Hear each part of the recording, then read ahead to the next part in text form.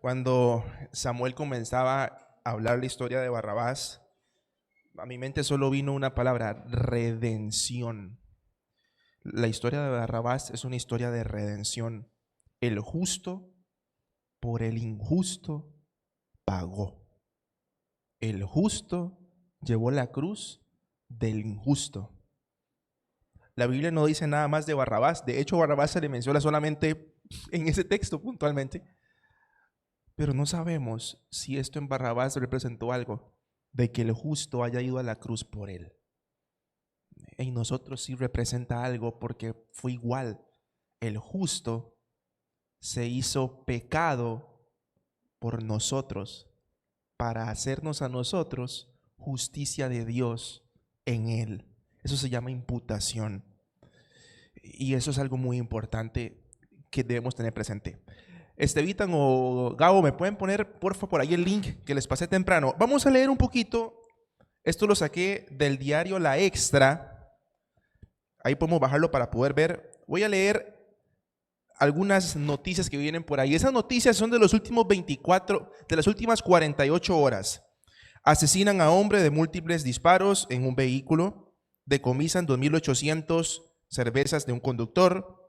Policía encuentra 131 matas de marihuana detrás. Increíble, ¿no? Esa iglesia estaba happy, seguramente. Hijo habría asesinado a su madre a machetazos. Muere adulto mayor al caer a un pozo de 13 metros. Bajemos más, porfa, gracias. Muchas gracias, chicos. ¿Dónde quedé? Bueno, detienen a sospechoso de abusar a un menor de edad. OIJ identifica a joven fallecido tras un accidente. Hombre muere al chocar un bus. Bajemos hasta el puro final, porfa. Hay varios por ahí interesantes. La entrega de una persona.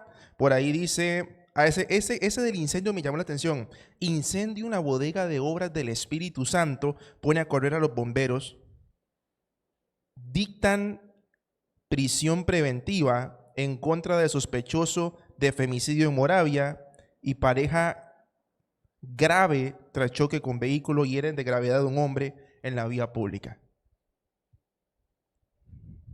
Esas son las últimas 48 horas de Costa Rica, del país donde en orgullo cantamos: vivan siempre el trabajo y la paz.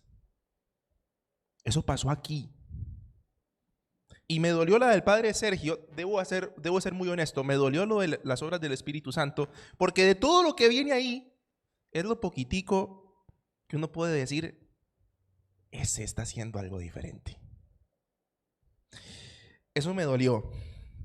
Y me duele porque yo llego a preguntarme cuando leo todo esto: ¿dónde quedó aquello de que en Costa Rica hay justicia pronta y cumplida? La ley dice que la justicia de nuestro país es pronta y cumplida. Esto significa que todo ciudadano o persona que vive en nuestro país tiene el derecho y el Estado le garantiza que se le hará justicia lo más breve posible, por eso es pronta, y se le hará justicia de acuerdo a lo que la ley establece. Eso significa que sea cumplida. Pero eso no es lo que yo veo en nuestro país. Pregunta: ¿ya tenemos certeza de quién fue el que asesinó al oficial del OIJ? No. ¿Ya sabemos quién fue con certeza el que secuestró a la niña? Creo que fue en Alajuela. No esta última, la que se fue del colegio, no, otra antes. No, tampoco. ¿Qué pasa en nuestro país? ¿Por qué la maldad y la impunidad parecieran ser dos cosas que en nuestro país están así de ser símbolo nacional? La maldad y la impunidad. Eso por mencionar algunos. Y nos vamos más atrás, hay un montón más. Corrupción en el Poder Judicial, corrupción en el Poder Ejecutivo. La Asamblea Legislativa es como tener un montón de chiquitos juntos ahí peleándose por cotas de poder y no resuelven nada, ni pican leña, ni prestan el hacha. ¿Qué pasa en nuestro país? Bueno, el Salmo 11 tal vez nos dé una visión de qué pueda estar pasando en nuestro país. Y quiero que nos acompañen que me acompañen por favor al Salmo 11, porque en ese salmo el rey David, que es el que lo escribe, establece algunas cosillas que nos pueden dar paz, también nos pueden dar un poco de tristeza. No vamos a ser falsos en este tema. Y en el Salmo 11 el rey David escribe lo siguiente: en Jehová he confiado, ¿cómo decís a mi alma que escape al monte cual ave? Porque he aquí los malos tienden su arco, disponen sus saetas sobre la cuerda, para asaetar en oculto a los rectos de corazón. Si fueren destruidos los fundamentos, ¿qué ha de hacer el justo? Jehová está en su santo templo, Jehová tiene en el cielo su trono, sus ojos ven, sus párpados examinan a los hijos de los hombres. Jehová prueba al justo, pero al malo y al que ama la violencia, su alma lo aborrece. Sobre los malos hará llover calamidades, fuego, azufre y viento abrasador será la porción del cáliz de ellos. Porque Jehová es justo y ama la justicia, y el hombre recto mirará su rostro. Yo no sé ustedes, pero lo que acabamos de leer me parece muy contradictorio a lo que estaba comentando. Porque el Salmo 11 plantea a un Dios absolutamente justo, que aborrece la maldad, que ama la justicia, pero en nuestro país lo último que estamos viendo es justicia. Más bien, de hecho, la maldad crece más, y la maldad crece no entre los malos, la maldad crece de los malos hacia los buenos. ¿Qué pasa? Bueno, hoy quiero compartirles 4 enseñanzas rápidamente de este salmo que tal vez reconforten nuestro corazón, tal vez no, tal vez sí. Yo espero que sí, ese es mi deseo, que reconforte el corazón, pero tengo algunas cosas que decir y tal vez por ahí haya cierto descontento y al mismo tiempo cierta esperanza a la vez. Hermanos, lo primero que aprendemos de este salmo, lo primerito que aprendemos es que los impíos lograrán el objetivo de sus planes. El impío logrará su objetivo. Eso es así, eso ha sido así y será así. Y no me vean con esos ojos, voy a explicarme por favor. Dice, por más raro que suene, el impío tiene y tendrá muchas veces éxito en sus planes malvados. Eso es lo que dice el versículo 2 y el versículo 3. ¿Podemos volverlo a poner, compañeros? El versículo 2 y el versículo 3. Porque he aquí los malos tienden su arco, o sea, lo alistan, disponen sus saetas sobre la cuerda para asaetar ¿a quién? A los impíos. No, asaetan en lo oculto a los rectos de corazón. Sí, el impío va a tener éxito a veces en sus planes malos. Al menos en la tierra pareciera que el Salmo, no solo 11, el Salmo 10 también lo dice, el Salmo 7, el Salmo 9, el Salmo 3, el Salmo 2 también lo menciona. Y es triste el decir que sí, que los impíos tienen éxito en sus planes de maldad, pero la esperanza es que no permanecerán impunes. De hecho, el Señor Jesús dijo en el Sermón del Monte, bienaventurados cuando por causa de mi nombre.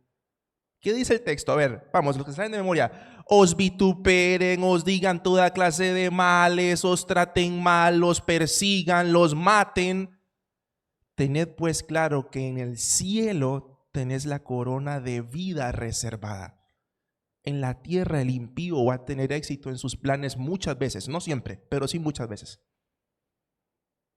Y esto no es contrario a la verdad bíblica, ni es una herejía tampoco. Jesús en Mateo 24 le profetizó a los apóstoles y os entregarán a tribulación y os perseguirán y os dirán toda clase de males por causa de mi nombre. A la iglesia de Esmirna en Apocalipsis le dice: soportad un poquito más porque serán entregados a la cárcel, os matarán, os perseguirán.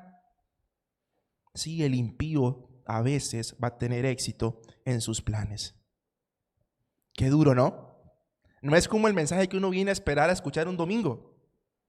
Bueno, eso es lo que dice el Salmo. Pero la esperanza fiel es que ellos recibirán la restitución de sus actos aquí o en el juicio de las naciones. Veamos lo que dice Apocalipsis 21. Dice: pero los cobardes, los incrédulos, los abominables, los homicidas, los hechiceros, los que hacen maldad, los idólatras, todos los mentirosos tendrán su parte en el lago de fuego y azufre.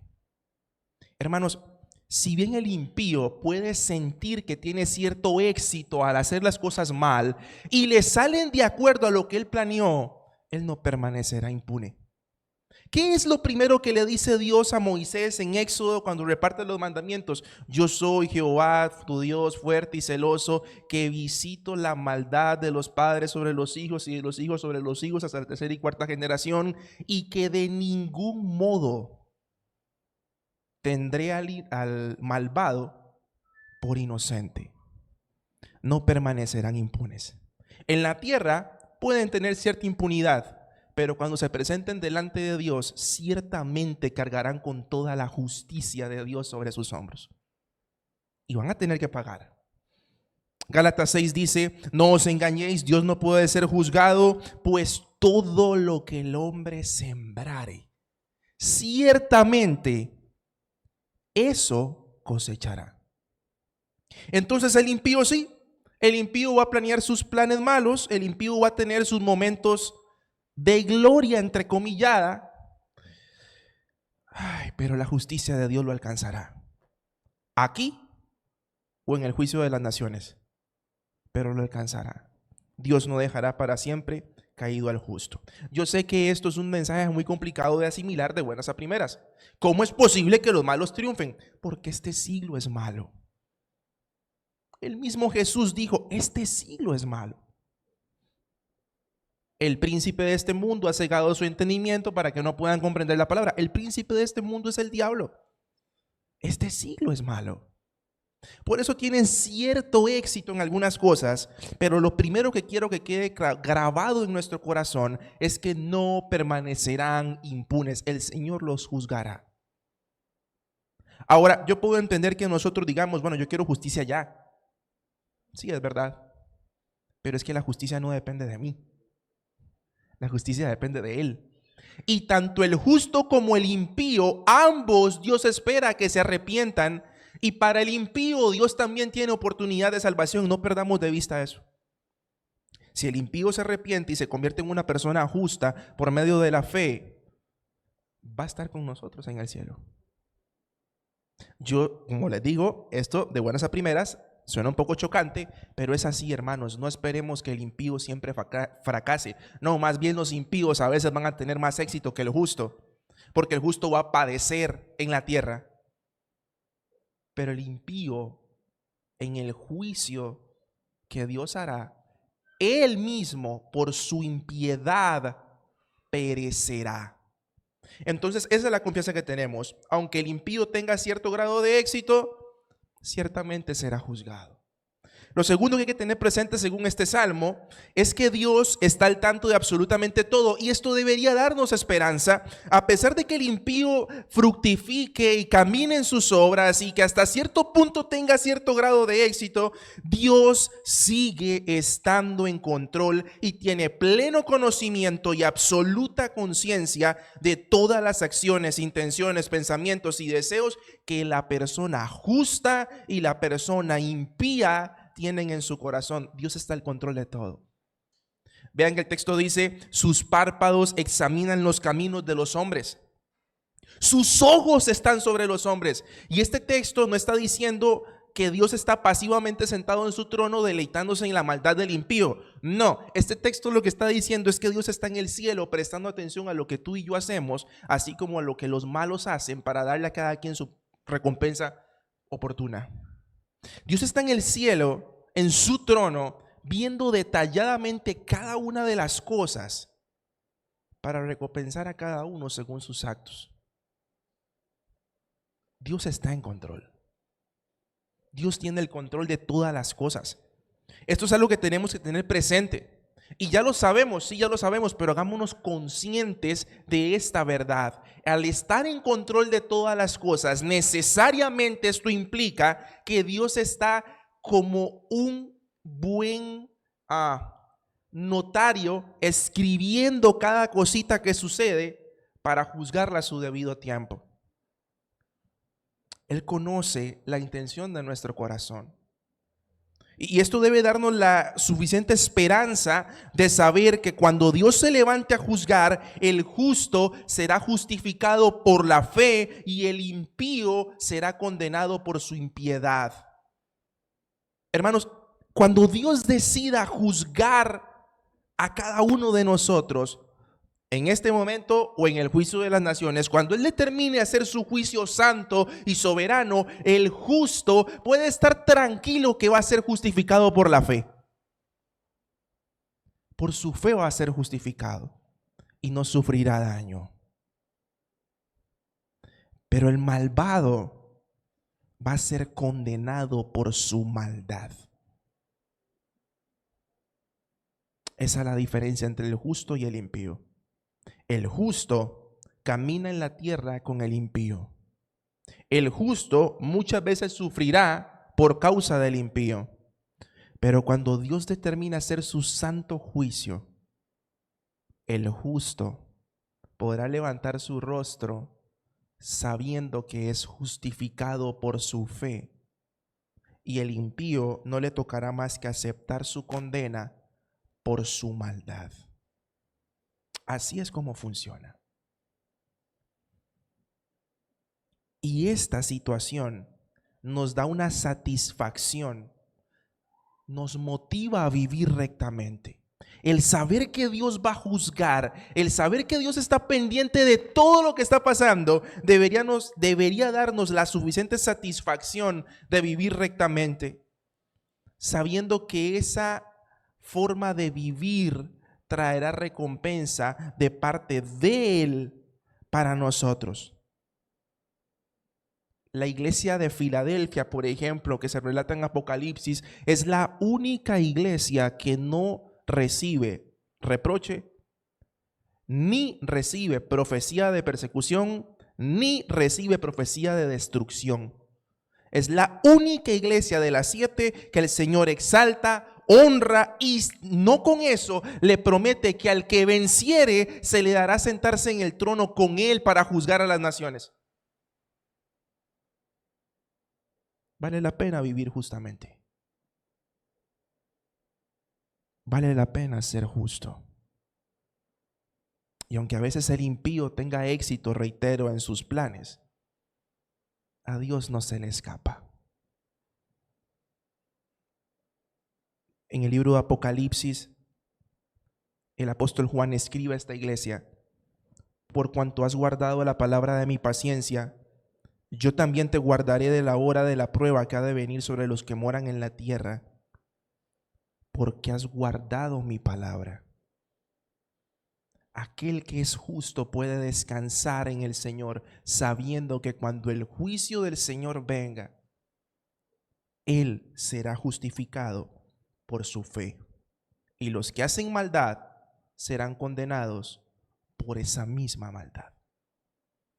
Esa es la esperanza que tienen los justos. El Señor está en control. Vive consciente del gobierno y del control de Dios sobre todas las cosas. Siempre tenga presente en su mente, mi querido hermano o hermana, que Dios está anotando cada una de las cosas, y de hecho en el juicio de las naciones las personas van a ser juzgadas según sus obras y recibirán el pago de sus obras. Así que ya sea en ese momento o ahorita, el que hace maldad ciertamente tendrá que pagarla.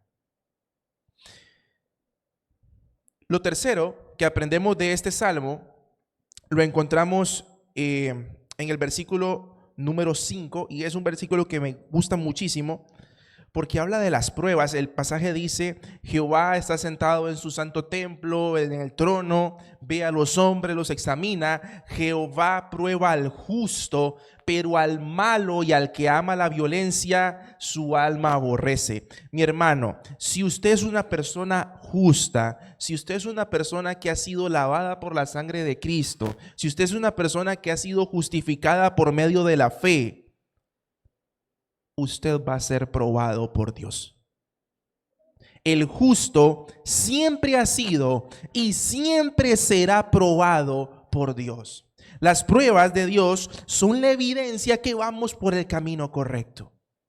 Tú vas por el camino correcto y estás en el lugar correcto de la historia porque estás siendo probado por Dios. Si pasas momentos de dificultad, si ves que se le quema el motor del carro, luego se le quema la casa, luego no falta comida, lo botan del trabajo, le falta comida, luego perdió tal cosa, luego perdió la otra, y todo esto te acerca más a Dios, es probable que Dios esté probando tu carácter.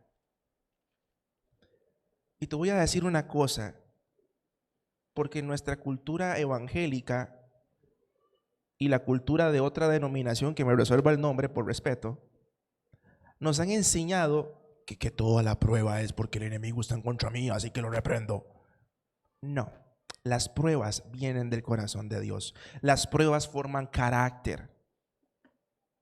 Santiago 1:2, tened por sumo gozo cuando estéis en diversas pruebas, sabiendo que la prueba de vuestra fe produce paciencia, y la paciencia a su tiempo cumplido produce carácter, y este produce fruto. Hermanos, las pruebas son el testimonio perfecto de que estás en el camino correcto. El impío no es probado por Dios. Jehová prueba al justo, pero ¿qué hace con el impío? ¿Qué dice el texto? Al impío, al malo y al que ama la violencia, su alma lo aborrece. El impío, el malvado, ni siquiera es tomado en cuenta por Dios. Su alma lo aborrece. Si tú estás pasando por situaciones difíciles y esas situaciones te están acercando más al Señor, hacen que busques más la presencia del Señor, te tienen más cerca del Señor, han hecho crecer tu fe, tu confianza, tu vida cristiana, está siendo probado, y el hecho de que estés siendo probado es la garantía de que vas directo al cielo. Porque el impío no es probado, el justo es probado. El que ha recibido a Cristo es transformado por medio del Espíritu Santo, y las pruebas que pone Dios son específicamente parte de las herramientas, no todas, pero son parte de las herramientas que el mismo Espíritu de Dios usa para probarnos, para transformarnos, Y en la Biblia hay un montón de ejemplos de esto. Un montón de ejemplos. Jesús es el primero. Fue probado y luego fue coronado de gloria. Pablo fue probado y recibió la corona de justicia. Los apóstoles fueron mártires, pero sus nombres están escritos en la Nueva Jerusalén. Así que si tienen un amiguito que se cree apóstol, pregúntele su nombre, revíselo en la Biblia, y si no está en la Nueva Jerusalén, entonces no es apóstol. Porque el nombre de los apóstoles está escrito en las columnas de la Nueva Jerusalén. José fue probado, fue latigado, fue vendido, fue encarcelado, y Dios lo permitió para que se convirtiese en el líder después del faraón más importante de Egipto, y la descendencia de Jacob no pereciera. Abraham fue probado y le fue contado por justicia, fue considerado justo después de su prueba. Abraham creyó. ¿Y en qué creyó Abraham? En que Dios proveería un sacrificio. En eso fue lo que creyó. Y creyó esperanza contra esperanza que vendría la promesa que el Señor iba a dar. Y después, cuando vino esa promesa, Abraham creyó que cuando iba a sacrificar a Isaac y no lo hizo, Dios se proveería, y esa provisión más adelante sería Cristo. Abraham creyó y le fue contado por justicia. Job creyó. Job era un hombre perfecto, era un hombre intachable, era un hombre recto, fue probado y al final de cuentas fue restituido. las pruebas son la evidencia fehaciente de que vas camino al lugar correcto. Las pruebas son la evidencia fehaciente que vas camino al lugar correcto. Jehová prueba al justo, al malo lo aborrece, ni siquiera lo toma en cuenta.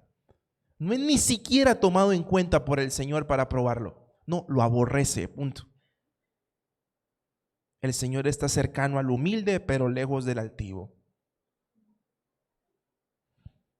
El Señor, la confianza en el Señor y la perseverancia en nuestra fe son dos herramientas muy útiles para soportar el tiempo de prueba. Quizá alguno de ustedes esté pensando, bueno, y pareciera que ser justo en la tierra como que no es muy bueno. Sí, es correcto, ser justo en la tierra es difícil. De hecho, el justo en la tierra pasa aflicción. Pero la fe que tú has puesto en el Señor, esa fe que te ha justificado delante del Señor, es la misma fe que te permitirá levantar tu cabeza el día que el Señor haga el juicio y decir, por la gracia de Él soy inocente, solo por gracia soy inocente y no sufriré daño, y mi parte estará con Él y no con los impíos. La misma fe que nos somete a pruebas, la misma fe que hace que suframos por causa del impío muchas veces, es la misma fe que en el día del juicio nos justificará y nos podrá permitir levantar nuestra cabeza delante del Señor y decir, por tu gracia estoy aquí contigo y no con ellos. Es esa misma fe. Es difícil de asimilar esto. Recuerden que es el rey David el que lo escribe. El rey David lleva 11 capítulos, desde el capítulo número 1 hablando de esto. El rey David fue perseguido. Así que tenemos una persona que tuvo amplia experiencia con los impíos, con la gente mala, para decirnos esto. Sí, hermanos, es difícil ser justo en la tierra. No vamos a tener recompensa que perdure en la tierra. Vamos a tener recompensa que perdura en el cielo, no en la tierra. Aquí podremos disfrutar de parte de esas bendiciones que el Señor promete, su protección, su seguridad, su bendición. Pero es en el cielo donde está nuestra recompensa. No perdamos de vista eso. No perdamos de vista eso. Y por último, este salmo, y esa es la parte que más me encanta de este salmo, son los últimos dos pasajes, los últimos dos versículos. Resumen tanto la vida del justo y del impío de una manera tan sencilla que decidí titularlo de esta forma. Al final, los impíos perecerán, pero los justos prevalecerán. El impío perecerá en su maldad. Dios no lo va a tomar por inocente. Dios lo va a juzgar. Pero el justo prevalecerá. Dios hará justicia en este mundo y para la eternidad. Dios no se quedará de brazos cruzados. Hermanos, Dios no es un juez de la república que se sienta de brazos cruzados a decir, no hay suficiente evidencia para poderlo encarcelar. No, en el cielo sí hay suficiente evidencia. En el cielo la evidencia es suficiente para poder ser condenados. Punto. Y en el cielo hay evidencia suficiente para poder ser justificado. Uno por recibir a Cristo y otro por rechazarlo. Listo. En el cielo descansaremos en esta promesa. El Señor nos libró del mal. En el cielo podemos estar seguros de que el Señor cumplirá todas y cada una, eso es redundante, pero bueno, quiero hacerlo con énfasis, de las promesas que Él hizo en su palabra para la eternidad. En el cielo no habrá llanto, no habrá dolor, no habrá muerte, no habrá nada de eso. En el cielo el justo brillará y resplandecerá. Ahí es donde está la recompensa del justo. Esa es la herencia del justo, esa de ahí, no aquí, es allá, hermanos. Por eso Jesús dijo: busca tesoros en los cielos, donde la polilla no puede comérselos. Y quiero invitarlos esta mañana a que descansemos en la promesa que hace el Salmo capítulo 11, de que los malos pagarán por todos los males con alto precio, y los justos podrán mirar el rostro de Dios. Podemos poner los últimos dos pasajes, porfa. El versículo 6 y el versículo 7. Quiero que lo releamos y hagamos de este texto nuestra esperanza fiel. Hermanos, hagamos de este texto una esperanza fiel. Y cuando hablo de esperanza fiel, no estoy diciendo de aprenderse de memoria. O sea, hagámoslo vida en nosotros. Sobre los malos hará llover calamidades, fuego, azufre y viento abrasador será la porción del cáliz de ellos. Porque Jehová es justo y ama la justicia. Y si usted es una persona justificada por la fe, lea esta última porción con todo su corazón, porque esta promesa es para usted. El hombre recto mirará su rostro. Se acabó la historia. El justo prevalecerá, el impío perecerá. Así termina la historia. Así ha sido siempre. El impío perecerá. El impío no va a salirse con la suya. Anás y Caifás, los sumos sacerdotes del tiempo de Jesús, los que gritaron en esa plaza a Barrabás: crucificadle a Jesús, crucificadle. ¿Quieren saber cómo murieron Anás y Caifás? La Biblia no lo dice, pero Flavio Josefo, historiador del primer siglo hebreo, escribe en uno de sus libros: Caifás muere en la entrada, en el atrio del templo, en la entrada al templo, muere desangrado porque lo alcanzó una flecha. Ahí muere Caifás.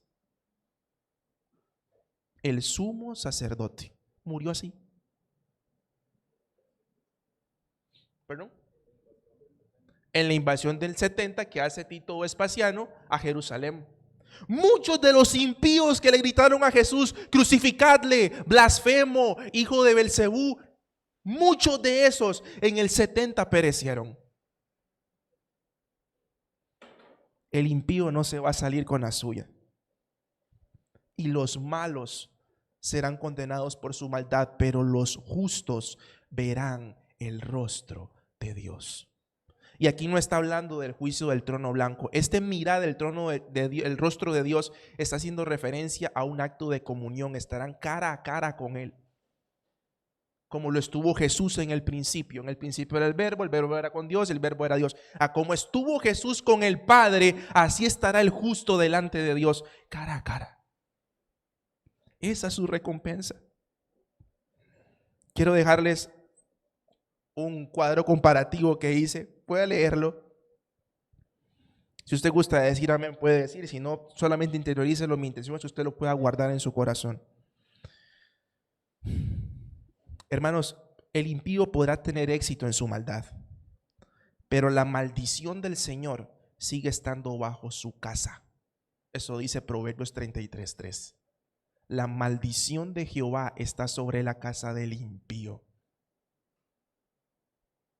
Puede tener éxito si quiere, entre comillas, pero la maldición del Señor sigue estando sobre su casa.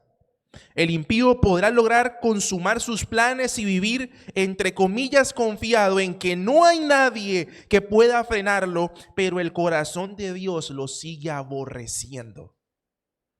Y eso no lo podrá quitar jamás. Eso está en el versículo 5 que leímos hoy en Proverbios 6. 6 cosas aborrece Jehová y aún 7 abominan su alma. El impío podrá tener impunidad humana. De hecho, la tiene muchas veces. Pero cargará por la eternidad con la justicia perfecta de Dios en su contra. Y todo el que no se halló inscrito en el libro de la vida fue lanzado al lago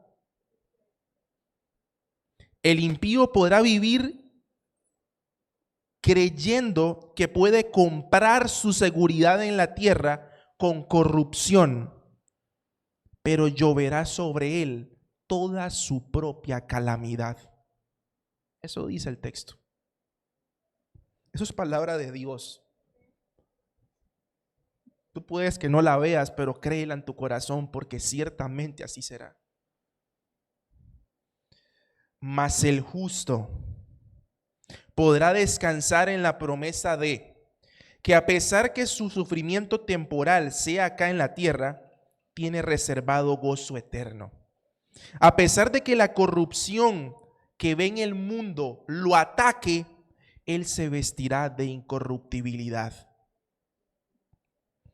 Aún en medio de la prueba, el Señor lo guardará. Y esa promesa de guardarlo tiene dos implicaciones: evitar que llegue a él en algunos casos, y en otros, cuidarlo cuando está cruzando por la prueba. Podrá caer el justo, pero ciertamente se levantará. En medio de las críticas, burlas, desprecio, envidia, celos, incluso maldiciones que se digan en su contra, la bendición del Señor sigue estando sobre su casa.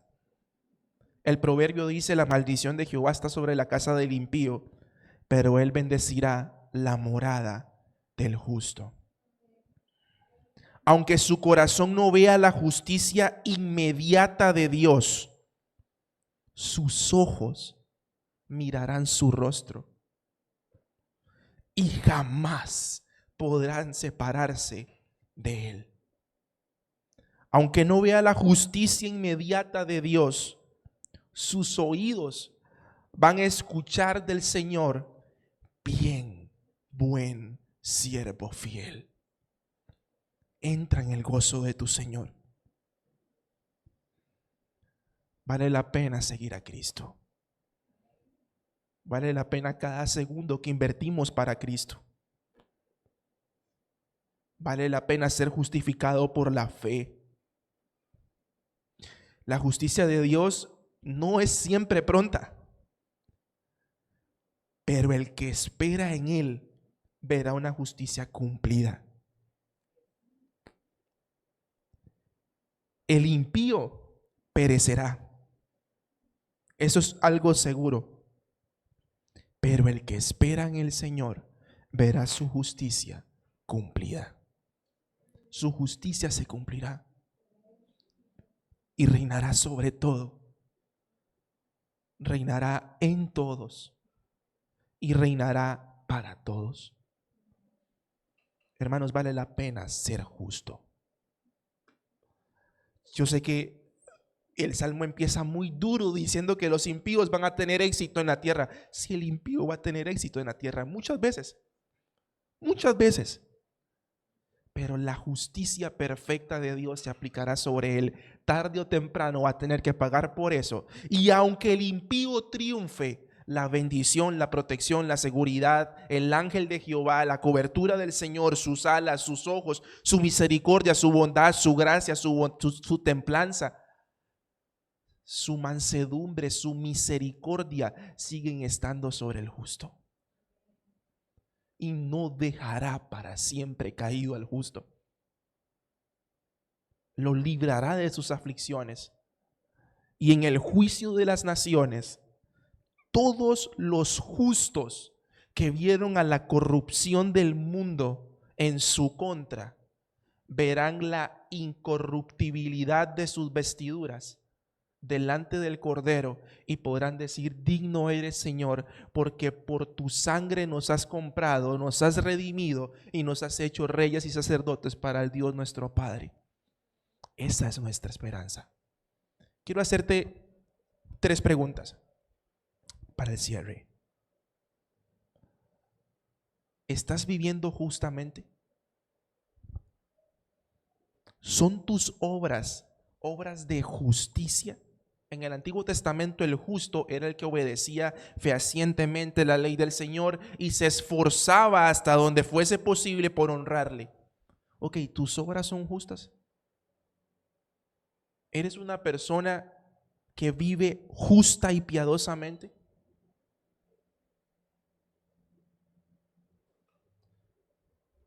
Dos, ¿has sido justificado por la fe? ¿Puedes estar seguro de que eres de los que van por el camino correcto, habiendo puesto su fe en el Señor? Y que al final de la carrera van a poder levantar su rostro. Él limpiará todas nuestras lágrimas, la muerte no será más, no habrá más hambre, no habrá más peste, no habrá más dolor. Él será nuestro Dios y nosotros seremos por pueblo de Él. ¿Estás en ese lado de la historia? Y lo tercero, ¿tienes algún asunto para el que tú quieras pedirle a Dios que haga justicia? ¿Hay algo que te esté pasando, pregunto, para lo que tú necesites la justicia de Dios aplicada en tu vida, a tu favor? Hay situaciones en las que tú necesitas que Dios intervenga con su justicia. Si la respuesta es sí, pídesela al Señor en oración. David se lo pidió durante los primeros 16 salmos. Y él vio la justicia de Dios a su favor. Pídele al Señor que haga justicia. Si eres una persona que ha sido justificada por medio de la fe y vives de acuerdo o tratas de vivir lo más apegado posible a lo que la palabra dice, pídele al Señor que haga justicia y no tengas miedo, porque el Señor también te ha visto a ti. El Señor ha visto el camino del malo, pero también ha visto el tuyo y te recompensará por lo que has hecho bien, de acuerdo a su palabra, no a lo que nosotros consideremos que es bueno. Y ora y pídele al Señor eso. Señor, necesito que hagas justicia en esto. Ora, pídelo, no hay problema.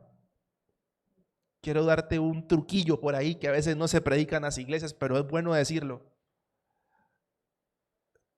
Tu oración y mi oración al Señor por justicia representan el cielo, incienso que subirá hasta el trono de Dios en cierto momento, y el Señor se levantará de su trono cuando ese incienso haya llegado hasta su trono. Él se levantará del trono para hacer justicia. Así empiezan los juicios del Apocalipsis, y subió hasta el trono de Dios el incienso, que son las oraciones de los santos, y el Señor, el que vive por los siglos de los siglos, hizo justicia.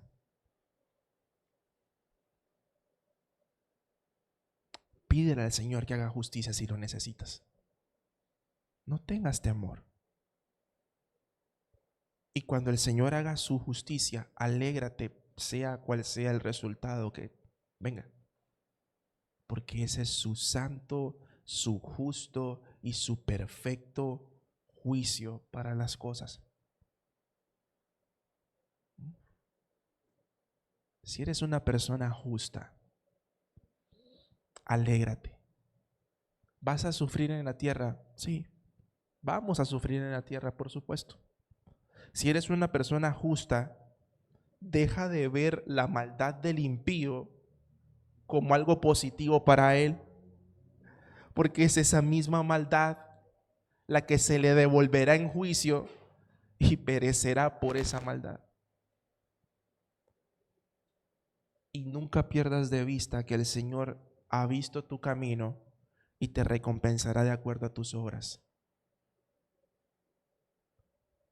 Y el día del gran juicio, con nuestras vestiduras blancas, que representan la santidad y la pureza que el mismo Señor ha puesto en nosotros, podremos presentarnos delante de Él y decir: justificados pues por la fe, tenemos paz para contigo. Por tu gracia fui justificado. Y al impío no le quedará más que decir: por mis obras soy condenado. Tienes que estar en el camino correcto. Ponte de pie, por favor. Vamos a orar.